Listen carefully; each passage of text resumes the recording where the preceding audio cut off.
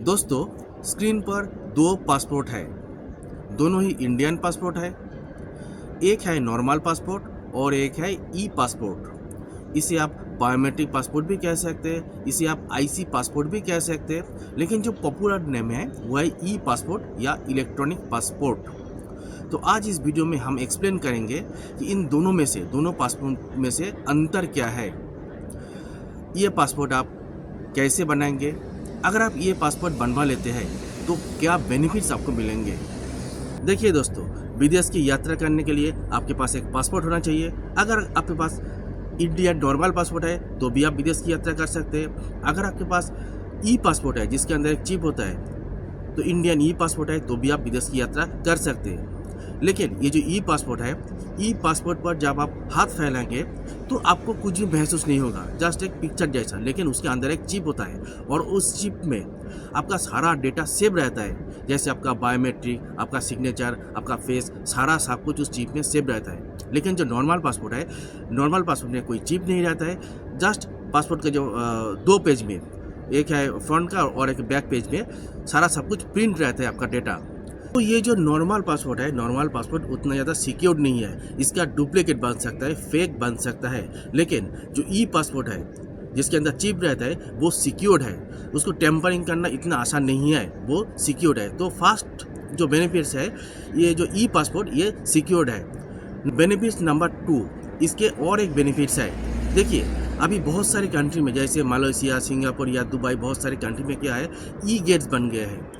तो ई गेट्स का मतलब है इसमें आपका जो इमिग्रेशन बहुत जल्दी क्लियर हो जाता है, मतलब कुछ मिनटों में आपका इमिग्रेशन क्लियर हो सकते हैं। लेकिन अगर आपके पास नॉर्मल पासपोर्ट है तो नॉर्मल पासपोर्ट में क्या होता है, बहुत ज़्यादा टाइम लग जाते हैं, घंटे पे घंटे लाइन में खड़ा रहना पड़ता है, क्योंकि सब कुछ मैनुअली होता है इमिग्रेशन क्लियरेंस।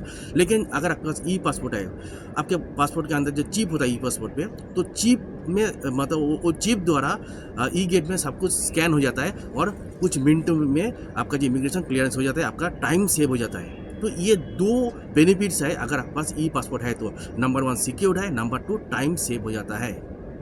लेकिन दोस्तों, इंडिया में मैक्सिमम लोगों के पास नॉर्मल पासपोर्ट ही है, क्योंकि पहले जितने सारे पासपोर्ट बनते थे इंडिया में, सारे नॉर्मल पासपोर्ट ही बनते थे। लेकिन 1 अप्रैल 2025 से जितने सारे पासपोर्ट बन रहे हैं वो सारे ई पासपोर्ट बन रहे हैं। 1 अप्रैल 2025 से पहले जितने सारे पासपोर्ट बना है सारे नॉर्मल पासपोर्ट, और 1 अप्रैल 2025 से जितने सारे पासपोर्ट बन रहा है सारे पासपोर्ट ई पासपोर्ट ही बन रहा है। लेकिन ये ई पासपोर्ट बनवाने के लिए क्या अलग से प्रोसीड्यूर है, कोई अलग से डॉक्यूमेंट चाहिए? देखिए, जैसे पहले बनते थे वैसे ही सेम प्रोसीड्यूर, सेम डॉक्यूमेंट्स है। देखिए, आप ऑनलाइन अप्लाई कर सकते हैं, आपको एक अपॉइंटमेंट मिलेगा, आप वहाँ पर जाएंगे, आपका बायोमेट्रिक होगा, सारा सब कुछ होगा, आपका जो residency proof, age proof, birth certificate, ये सारा सब कुछ आपको सबमिट करना है। जो पहले का प्रोसीड्यूर सेम है। जस्ट 1 अप्रैल के बाद अगर आप अप्लाई कर रहे हैं तो आपको एक ई पासपोर्ट मिलेगा। प्रोसीड्यूर पहले की तरह सेम ही है। अगर आपके पास पुराना पासपोर्ट है, आप दोबारा जब रिन्यू के लिए जाएंगे तो आपको ई पासपोर्ट ही मिलेगा। मतलब सारा सब कुछ सेम है। पहले जैसे पुलिस वेरिफिकेशन होता था, पुलिस वेरिफिकेशन भी होगा। अप्लाई करने का प्रोसेस, डॉक्यूमेंट, सारा सब कुछ सेम है। जस्ट आपको नॉर्मल पासपोर्ट की जगह अभी ई पासपोर्ट मिलेगा।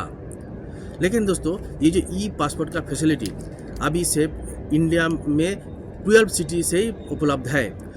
वो 12 सिटीज़ है चेन्नई, हैदराबाद, भुवनेश्वर, सूरत, नागपुर, गोवा, जम्मू, शिमला, रायपुर, अमृतसर, जयपुर एंड रांची। ये जो 12 सिटी है, 12 सिटी से अभी उपलब्ध है। लेकिन आने वाले दिनों में पूरे इंडिया से ये जो ई पासपोर्ट का फैसिलिटी उपलब्ध हो जाएगा। तो मुझे आशा है आप लोगों को क्लियर हो गया है। तो आप लोगों से रिक्वेस्ट है, इस वीडियो को ज़्यादा से ज़्यादा शेयर करें ताकि सबको इसके बारे में पता चल सके। वीडियो शेयर करें, लाइक करें और चैनल को सब्सक्राइब करें। Thank you so much. Bye bye. मिलते हैं न्यू अपडेट के साथ।